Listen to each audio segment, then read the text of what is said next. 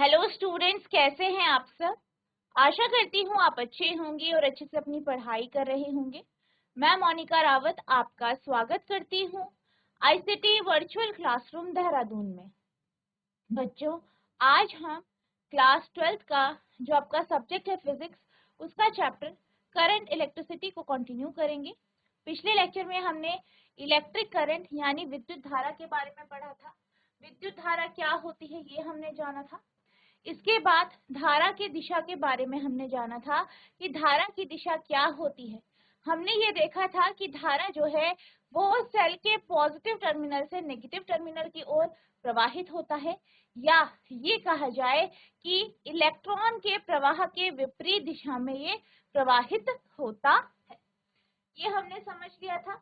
इसके बाद current density यानी धारा घनत्व के कॉन्सेप्ट को हमने जाना था, और हमने देखा था कि जो धारा घनत्व होती है उसका फॉर्मूला होता है J बराबर I/A। तो धारा घनत्व के बारे में हमने जान लिया था। अब हम बात करते हैं कि किस तरीके से जो आपके अलग अलग मेटालिक कंडक्टर्स होते हैं, अलग अलग प्रकार के जो पदार्थ होते हैं, उनमें विद्युत धारा का प्रवाह किसके माध्यम से होता है। सबसे पहले अगर हम सॉलिड की बात करें तो ठोसों में या सॉलिड में हमने ये पढ़ा है कि जो धातु होती है, धातु यानी जैसे आपका कॉपर हो गया, ठीक है, तांबा हो गया, लोहा हो गया, ठीक है, ये क्या होते हैं, ये जो है आपके धारा के सुचालक होते हैं, यानी इनसे धारा आसानी से प्रवाहित हो जाती है। अगर हम इन जो आपकी कंडक्टर्स की बात करें, यानी बेसिकली हम मेटल्स की बात करें, धातु की बात करें, तो धातु में क्या होते हैं आपके फ्री इलेक्ट्रॉन यानी मुक्त इलेक्ट्रॉन। क्या होते हैं? मुक्त इलेक्ट्रॉन यहाँ पे होते हैं, फ्री इलेक्ट्रॉन यहाँ पे होते हैं। जो कि आपके क्या होते हैं, जो आपके फ्री इलेक्ट्रॉन होते हैं, ये क्या करते हैं, ये आपकी जो पूरी सतह होती है, जो आपकी मान लीजिए ये सतह है, यहाँ पे क्या करते हैं, ये इलेक्ट्रॉन मूव करते हैं, गति करते हैं, ठीक है, सतह में गति करते हैं। और इन फ्री इलेक्ट्रॉनों के कारण क्या होता है, हमारा जो कंडक्टर होता है, जो चालक होता है, उसमें क्या होता है, आपका जो इलेक्ट्रॉन के कारण ही इसमें धारा प्रवाहित हो जाती है, ठीक है। तो फ्री इलेक्ट्रॉन क्या होते हैं, आपके जो आपका एटम है, जैसे आपका जो भी आपने धातु ली है, जैसे मान लीजिए कोई लोहा लिया है या कॉपर लिया है, तो उस धातु के एटम का जो बाह्य इलेक्ट्रॉन होता है वो आपके न्यूक्लियस के साथ लूजली बाउंड होता है। वो क्या करता है, पूरी सतह में जो है मूव करता है, और इसी फ्री इलेक्ट्रॉन के कारण जो आपके मेटल्स होते हैं, धातु होते हैं, उनमें क्या होता है, इलेक्ट्रॉन जो है इलेक्ट्रिसिटी का प्रवाह करते हैं।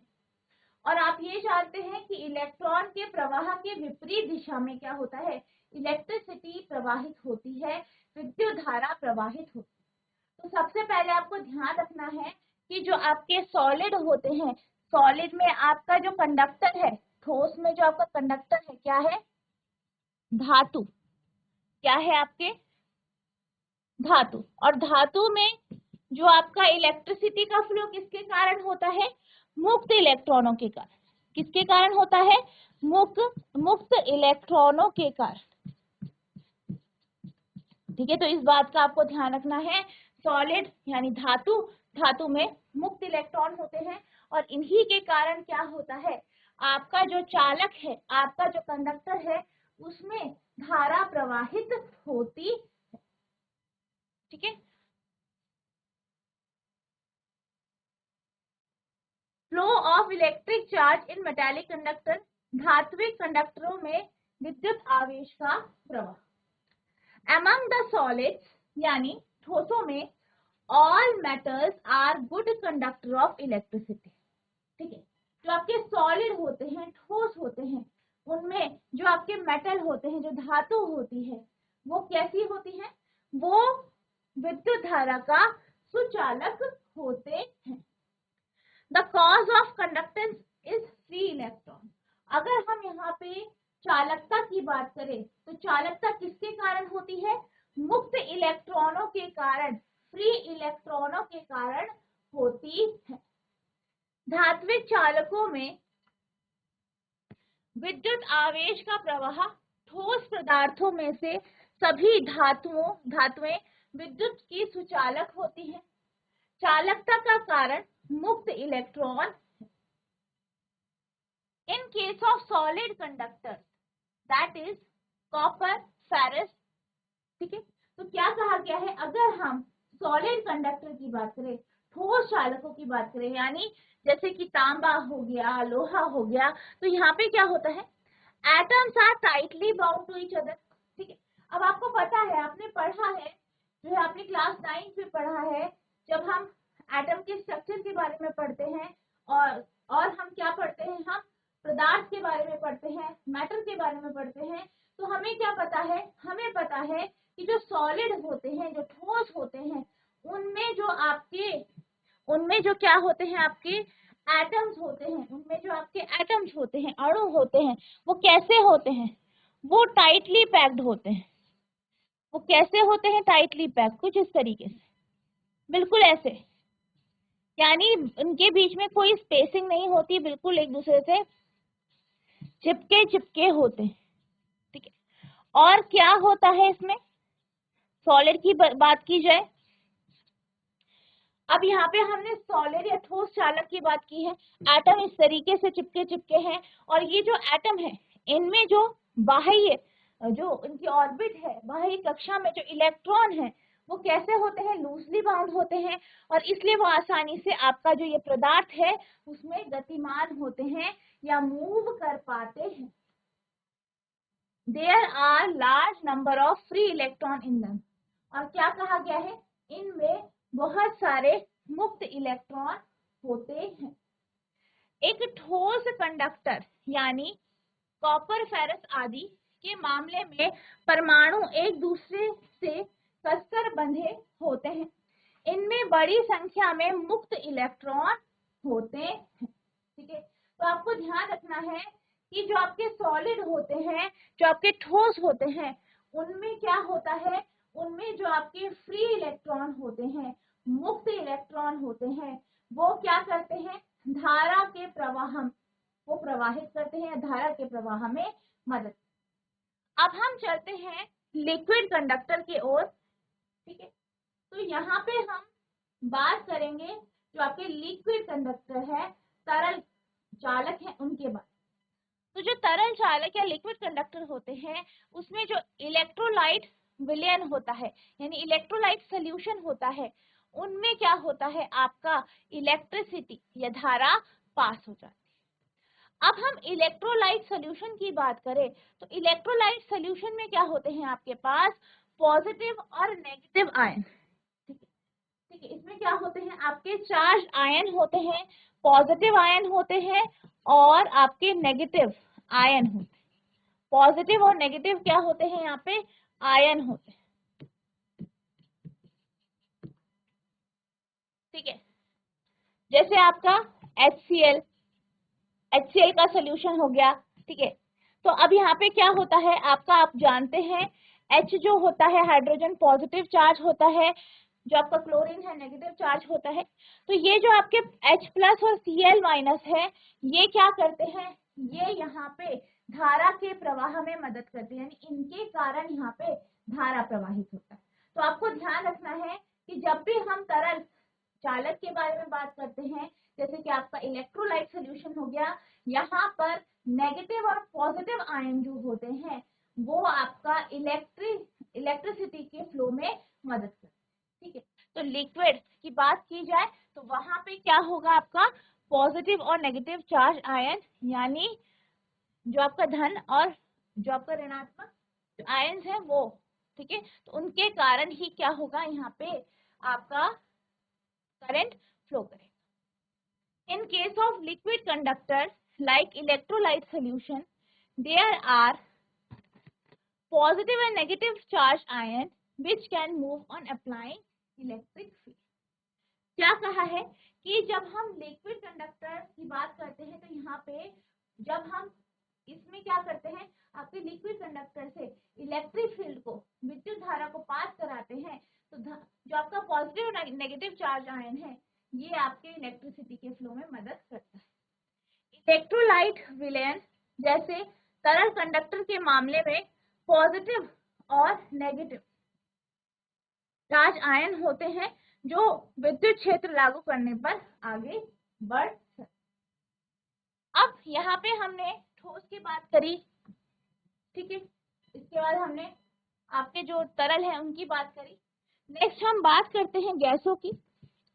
गैसों की बात करें तो गैसों में भी जो आपके आयनिक पार्टिकल्स होते हैं या जो आयन्स होते हैं, ठीक है, पॉजिटिव आयन और जो नेगेटिव आयन है, ये क्या करते हैं, ये आपके धारा में प्रवाहित होने में मदद करते हैं।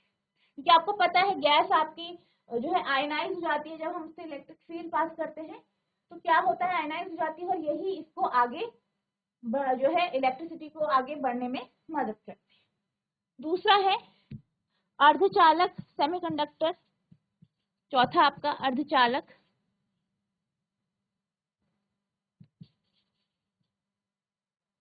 यहाँ पर जो आपके इलेक्ट्रॉन होते हैं और होल्स होते हैं, ठीक है, कोटर और इलेक्ट्रॉन, तो ये रिस्पॉन्सिबल होते हैं धारा के प्रवाह, ठीक है। इलेक्ट्रॉन और होल, कोटर और इलेक्ट्रॉन अर्धचालकों में धारा प्रवाह का जो है मदद करते हैं, ठीक है।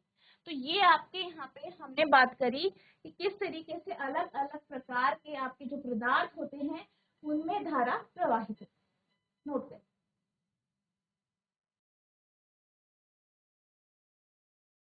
अब हम चलते हैं अगले टॉपिक की ओर, जो है आपका ड्रिफ्ट वेलोसिटी यानी अपवाह वेग। ड्रिफ्ट वेलोसिटी की अगर हम बात की जाए तो जो आपका ड्रिफ्ट वेलोसिटी होता है, ये बेसिकली हम इलेक्ट्रॉन के मोशन के लिए यहाँ पे डिस्कस करते हैं, यानी इलेक्ट्रॉन किस तरीके से गति कर रहे हैं इसके लिए हम यहाँ पे पढ़ते हैं। मान लीजिए हमारे पास एक चालक है, इसको हमने क्या किया है, इसको हमने एक बैटरी से जोड़ा, ठीक है, ये इसका धन टर्मिनल है, ये इसका ऋण टर्मिनल है, पॉजिटिव और नेगेटिव टर्मिनल। आप ये जानते हैं कि जो यहाँ पे धारा प्रवाहित होगी वो पॉजिटिव से नेगेटिव की ओर होगी, जैसे कि हमने डिस्कस किया है। अब हमने ये भी पढ़ा है कि जो आपकी धातु होती है या जो आपके चालक है, बेसिकली क्या है, कंडक्टर है, धातु है, जो हमने धातु लिया है। यहाँ पे क्या होता है, जो आपके इलेक्ट्रॉन होते हैं, जो आपके इलेक्ट्रॉन होते हैं वो क्या करते हैं, आपके जो धातु है उसमें मूव करते हैं, गति करते हैं। फ्री इलेक्ट्रॉन, मुक्त इलेक्ट्रॉन इसमें क्या करते हैं, गति करते हैं, ठीक है। अब यहाँ पे क्या होता है, जैसे ही हम इलेक्ट्रिक फील्ड लगाते हैं तो ये जो इलेक्ट्रॉन है, आप जानते हैं कि ये धारा के दिशा के विपरीत दिशा में गति, यहाँ से हमने क्या किया, इलेक्ट्रिसिटी फ्लो करवाई और इलेक्ट्रॉन का प्रवाह विपरीत दिशा में होता है, आपने पढ़ा है। तो यानी इलेक्ट्रॉन किधर की तरफ मूव करेंगे, इधर, ए बी मान लीजिए, तो बी से ए, ठीक है, ये इसकी दिशा हो। अब इलेक्ट्रॉन क्या कर रहे, गति कर रहे हैं, तो ये कुछ वेग के साथ गति करेंगे। तो जो इनका औसत वेग होता है, इन इलेक्ट्रॉनों का जो औसत वेग होता है, ठीक है, जब ये क्या करते हैं, इलेक्ट्रिक फील्ड पास करने पर क्या करते हैं, गति करते हैं, तो जो इनका औसत वेग होता है वही अपवाह वेग या ड्रिफ्ट वेलोसिटी कहलाता है। और यहाँ पे क्या होता है, आपके इलेक्ट्रॉन पॉजिटिव टर्मिनल की तरफ मूव करते हैं, गति करते हैं। और ये कब होता है, जब फील्ड अप्लाई की जाती है, विद्युत धारा यहाँ पे लगाई जाती है, ठीक है। तो ड्रिफ्ट वेलोसिटी, अपवाह वेग, एक औसत वेग है जिससे हम जो है, औसत वेग किसका है, आपके इलेक्ट्रॉनों का औसत वेग है, जब हम उनपे जो है, या जो आपका कंडक्टर है उस पर फील्ड लगाते हैं और वो फील्ड की दिशा के विपरीत दिशा में गति करता है, तो वहां पे जो आपका औसत वेग आता है वही ड्रिफ्ट वेलोसिटी यानी अपवाह वेग कहलाता है, ठीक है। तो ड्रिफ्ट वेलोसिटी क्या है, देख लेते हैं। It is defined as average velocity with which free electron move towards the positive end of the conductor under the influence of an external electric field applied. क्या कहा गया है, इसे उस औसत वेग के रूप में परिभाषित किया गया है जिसके साथ मुक्त इलेक्ट्रॉन किसी बाहरी विद्युत क्षेत्र के प्रभाव में किसी चालक के धनात्मक सिरे की ओर बढ़ता है। तो आपको ध्यान रखना है ड्रिफ्ट वेलोसिटी क्या होती है, अपवाह वेग क्या होता है। यह वह औसत वेग है जिससे इलेक्ट्रॉन पॉजिटिव टर्मिनल की तरफ गति करते हैं जब उसमें हम इलेक्ट्रिक फील्ड या विद्युत क्षेत्र लगाते हैं, और इसे हम किससे रिप्रेजेंट करते हैं, Vd से रिप्रेजेंट करते हैं। नोट करें।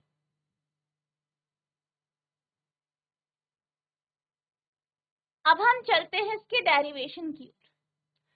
तो सबसे पहले हम मान लेते हैं कि हमारे पास एक चालक है, ठीक है, कंडक्टर है, और आप जानते हैं इस कंडक्टर में क्या होंगे, आपके फ्री इलेक्ट्रॉन। हमारे जो इलेक्ट्रॉन है वो यहाँ पे आपका जो चालक है इसमें अलग अलग दिशा की ओर गति कर रहे हैं, कोई इधर कोई इधर, ठीक है, इस तरीके से अलग अलग दिशा में ये क्या कर रहे हैं, गति कर रहे हैं। अब क्या हुआ, हमने क्या किया, इसे एक बैटरी से जोड़ दिया। बैटरी से जोड़ा तो सारे के सारे इलेक्ट्रॉनों का प्रवाह एक ही दिशा में हुआ, किधर की तरफ, इधर की तरफ, यानी पॉजिटिव टर्मिनल की ओर। इलेक्ट्रिसिटी आपकी इस तरीके से प्रवाहित होगी और आपके इलेक्ट्रॉन आप जानते हैं विपरीत दिशा में होते हैं, तो ये विपरीत दिशा में यहाँ पे प्रवाहित हो। तो अब हुआ क्या है, यहाँ पे जो आपकी बैटरी है, बैटरी के कारण एक इलेक्ट्रिक फील्ड यहाँ पे लगाया गया है जिसके कारण इन इलेक्ट्रॉनों पे एक बल लगा है, फोर्स लगा है, और ये सारे के सारे इलेक्ट्रॉन इधर आपके पॉजिटिव टर्मिनल की ओर गति करते हैं, ठीक है। तो सबसे पहले यहाँ पे आप इस डायग्राम को बनाएंगे। अब हम थ्योरी लिख लेते हैं।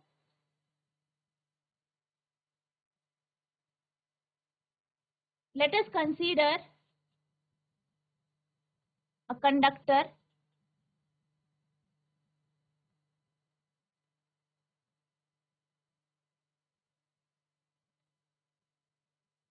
connected to a battery। मान ले एक चालक है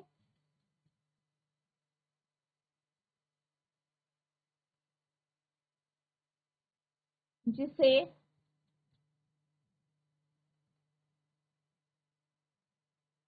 बैटरी से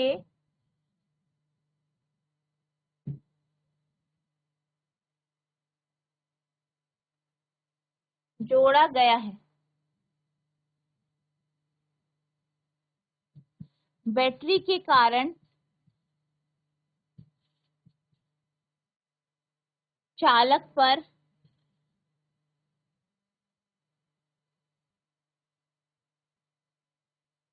एक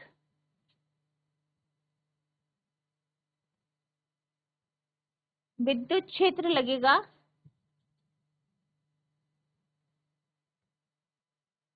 जिस कारण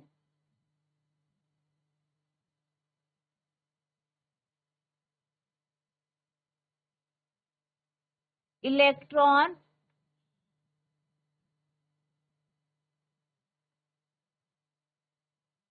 धन टर्मिनल की ओर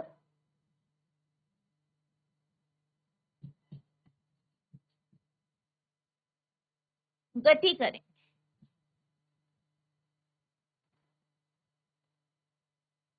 ठीक है, तो यहाँ पे जो बल लगेगा, ठीक है, जो बल होगा यानी फोर्स होगा वो कितना होगा, ई। ई क्या है, आपके चार्ज, इलेक्ट्रॉन का चार्ज, और ई क्या है आपका इलेक्ट्रिक। फर्स्ट इक्वेशन, ठीक है। इसके साथ साथ फोर्स का एक और फॉर्मूला होता है m×a, ठीक है। यहाँ पे अगर आप ए की बात करें, ए क्या है, एक्सेलरेशन है, तो ये आपका हो सकता है, ये हो जाएगा F/m, ठीक है। ये हो गया आपका इक्वेशन नंबर 2, नोट, ठीक है। ये फोर्स हो गया, ये आपका एक्सेलरेशन यानी त्वरण हो गया, ठीक है। इस तरीके से ये आ गया है।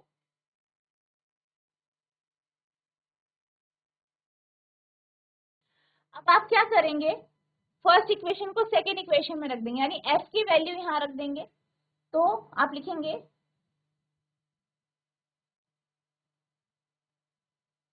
एफ का मान समीकरण 2 पर रखने पर, 2 में रखने पर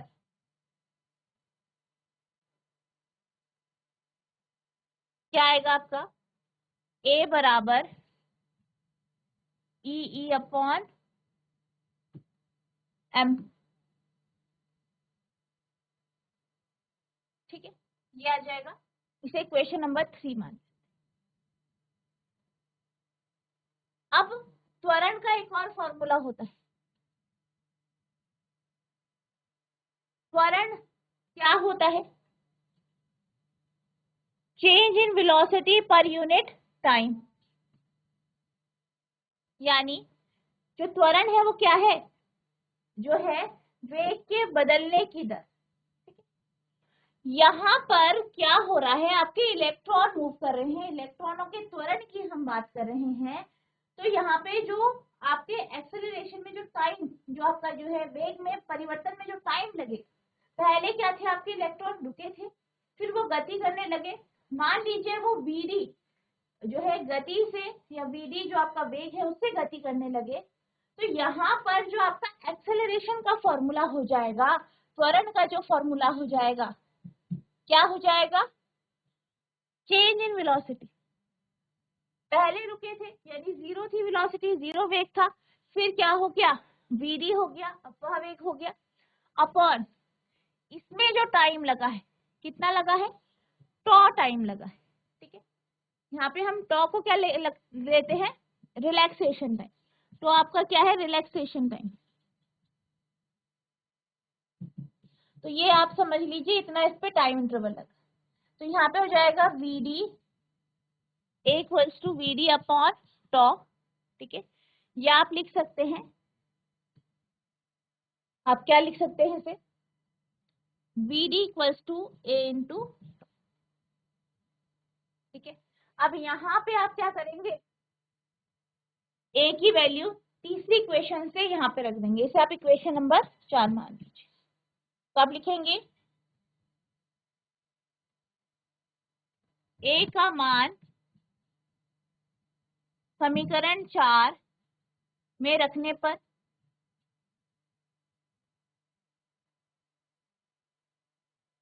ठीक है, ए की वैल्यू रख देंगे, तो V D equals to E E tau upon M. तो यहाँ पे आपका वी डी की जो है फॉर्मूला, ठीक है। अब वहां वेग का फॉर्मूला गया, नोट करिए।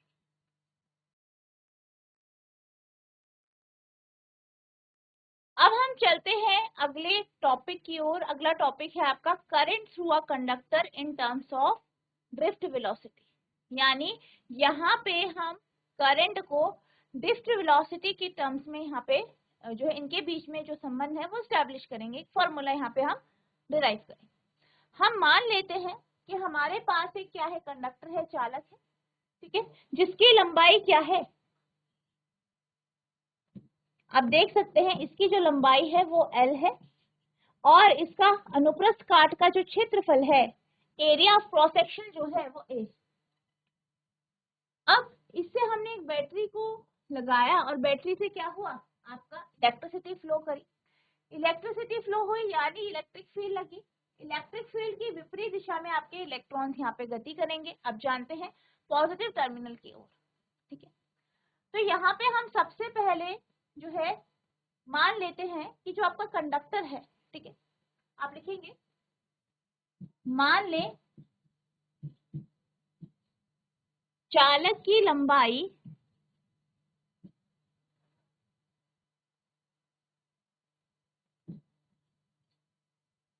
L है तथा इसका अनुप्रस्थ काट का क्षेत्रफल कितना है? ए है। तो हमारा जो कंडक्टर है, चालक है, इसका आयतन क्या हो जाएगा? आप लिखेंगे चालक का आयतन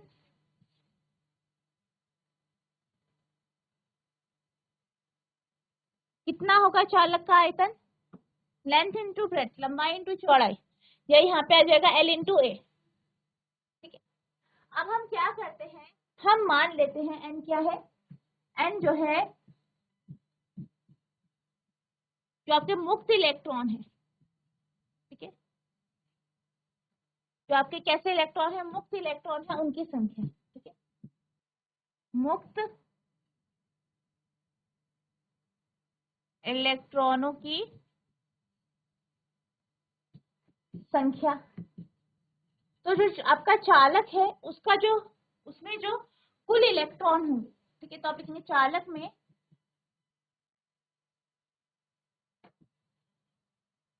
कुल इलेक्ट्रॉन कितने होंगे? एन को गुणा कर दीजिए वॉल्यूम से, ठीक है। तो यहाँ पे क्या आ गया? चालक के कुल इलेक्ट्रॉनों की संख्या। अब हम चार्ज की बात कर लेते हैं। चालक में कुल आवेश कितना होगा, यानी हम यहाँ पे बात करेंगे क्यू की बात। क्यू कितना होगा? आप क्या करेंगे, इलेक्ट्रॉन के चार्ज को यहाँ पे मल्टीप्लाई कर देंगे टोटल नंबर ऑफ इलेक्ट्रॉन से, यानी कुल जो इलेक्ट्रॉनों की संख्या है, ठीक है, उनसे अगर हम इलेक्ट्रॉन का चार्ज मल्टीप्लाई कर देंगे तो कुल आवेश आ जाएगा। तो ये हो जाएगा एन ए एल इंटू ई। तो ये हो जाएगा एन ए एल ई, ठीक है। अब हमने शुरुआत में करंट का फॉर्मूला पढ़ा था, धारा का फॉर्मूला पढ़ा था। क्या पढ़ा था? जो आपका विद्युत धारा होती है, इलेक्ट्रिक करंट होती है, आई से रिप्रेजेंट करते हैं। फॉर्मूला क्या होता है? Q bye T. Q कितना है? NaLe upon T. अब यहाँ पे L क्या है? L आपके चालक की लंबाई है, यानी आप इसे डिस्टेंस या दूरी के तौर पे ले सकते हैं। T क्या है? समय। तो दूरी बटा समय क्या होता है आपका? वेग होता है। विस्थापन बटा समय या दूरी बटा समय, तो आप L अपॉन टी की जगह Vd लिख सकते हैं, ड्रिफ्ट वेलोसिटी लिख सकते हैं। तो आप क्या करेंगे, आप लिखेंगे since L upon T equals to Vd, तो क्या जाएगा, इसलिए आपका आ जाएगा I equals to N E, A upon T की जगह Vd, ठीक है, एन ई ए वी, ठीक है। तो ये आ जाएगा I equals to N E A V D. तो यहाँ पे ये आपका क्या आ गया, ये आपका I यानी धारा और Vd यानी अपवाह वेग के बीच में संबंध, ठीक है, नोट कर।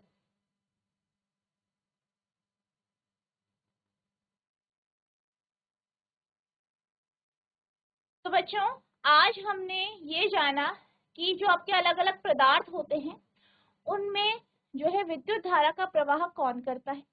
इसके साथ साथ हमने अपवाह वेग यानी ड्रिफ्ट वेलोसिटी के बारे में समझा, और हमने ये देखा I और Vd यानी विद्युत धारा और अपवाह वेग के बीच में क्या संबंध है।